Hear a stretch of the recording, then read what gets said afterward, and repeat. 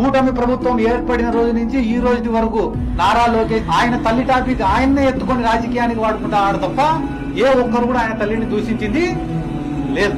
ఎందుకు నేను మీకు ఈ మాట చెప్తానా అంటే, ఏ తల్లి గురించి మాట్లాడినా కూడా ఇడిచిపెట్టే సమస్య లేదని చెప్పి నారా లోకేష్ స్టేట్మెంట్ నిన్న ఇది మీరందరూ కూడా మళ్ళా ఒకసారి వెరిఫై చేసుకోండి. ఏ తల్లి గురించి మాట్లాడినా కూడా ఎవరిని ఇడిచిపెట్టానని అన్నాడు. జూనియర్ ఎన్టీఆర్ తల్లిని అనంతపురం తెలుగుదేశం పార్టీ ఎమ్మెల్యే అనే మాటలు నారా లోకేష్ దగ్గర ఉన్నాయో లేదో చెప్తే నేను పంపిస్తా రేపు సాయంత్రానికి లేదా రేపు పొద్దునకి. అవి విను లోకేష్ ఒకసారి.